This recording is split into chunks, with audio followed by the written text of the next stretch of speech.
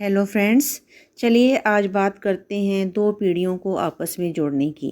आज का young India न जाने क्यों दिखती है इतनी निराश, कुछ काम न बन पाए तो हो जाती है हताश। आज सारा ध्यान इनका लक्ष्य पर है, फिर भी न जाने क्यों हर पल में विवशता सी है। आशाएं और आकांक्षाएं पल पल बढ़ती जाती हैं, सुख है सुविधा है, पर ना जाने इन्हें क्या चाहिए। माता पिता के साथ रहना किसे अच्छा नहीं लगता, लेकिन उम्र के चढ़ते पड़ाव व तेज़ी से बदलती दुनिया में इस पहलू को बनाए और बचाए रखना बहुत कठिन सा हो गया है। खासकर जब कोई भी पढ़ाई या नौकरी की वजह से कई साल दूर रहता है और फिर घर लौट कर आता है।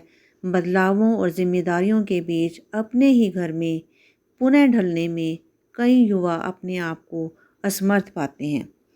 बहुत से आयाम नए और जो पुराने थे उन्हें नए सिरे से समझने की ज़रूरत जब महसूस हुई तो वह परेशान से हो जाते हैं। उन्हें ये समझना चाहिए कि उम्र सिर्फ उनकी ही नहीं, उनके माता पिता की भी बढ़ रही है। माथे की शिकन दूसरे की झुर्रियों को धुंधला ना कर सकें, इसलिए गुंजाइश रखें एक ही बात को दो से ज़्यादा समझने या बताने की।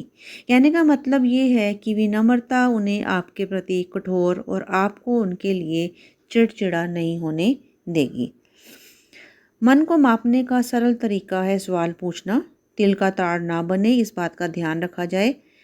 समझने की हद हो सकती है, समझाने की नहीं। कोई भी नए विषय को छेड़ें तो उसे समझने की कोशिश करें।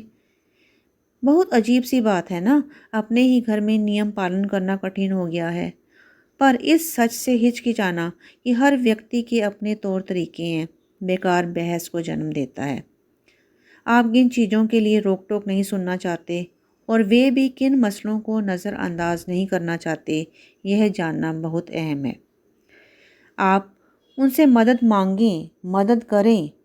खुद को आत्मनिर्भर बनाने के जतन में कभी कभी ये मत भूलें कि माँ बाप जब तुम्हारी मदद करते हैं तो वे बहुत खुश होते हैं। आपको भी चाहिए कि अपनी दिनचर्या में से कुछ समय निकालकर जब भी उन्हें उलझा हुआ देखें तो मदद का हाथ बढ़ाएं। कमरे का दरवाज़ा ढांक लेने से गृहस्थी की विषमताएं समाप्त नहीं हो जाती।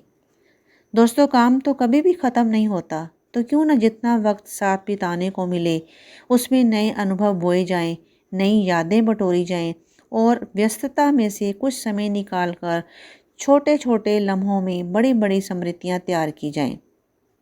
आपको ये ध्यान रखना चाहिए कि आपकी आज़ादी खोई नहीं है, उसके नियम बदले हैं।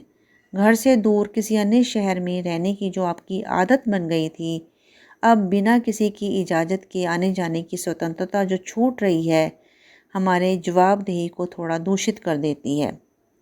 सालों बाद घर लौटकर कहाँ से आ रही हो और अब तक सोए क्यों नहीं, जैसे सवाल आपको खटकने लगते हैं, लेकिन उनकी नेक दिली को अपनी चिंताओं का कारण ना बनने दें। तारीफ़ किसी तोहफे से कम नहीं होती। घर परिवार में बहुत बार आपके हित में किए गए प्रयास अनदेखे हो जाते हैं, चाहे वो दफ्तर से लौटकर हाथ में पानी का गिलास मिलना हो या धुले धुलाए कपड़े मिलना। लेकिन आपको चाहिए कि आप उनकी कद्र करें, अपेक्षाओं के बादल हटाकर उनकी कोशिशों की धूप को पहचानें। अपने माता पिता के साथ रिश्ते की प्रगाढ़ समझ को बनाए रखें, क्योंकि यह आपके लिए कल्याणकारी साबित हो सकता है। इस रिश्ते की महक और एहसास को समय समय पर वैसे ही हवा धूप लगवानी पड़ती है जैसे बरसात के बाद कपड़ों को। जब कभी मैं ये सारी सीख भूल जाता हूँ तो ये शेर दोहरा लेता हूँ। तन्हा मुसाफिर सारा जहाँ है, घर से दूर घर कहाँ है, घर कहाँ है। दोस्तों, अगर आपको मेरी वीडियो पसंद आए तो लाइक करें, शेयर करें और सब्सक्राइब करें।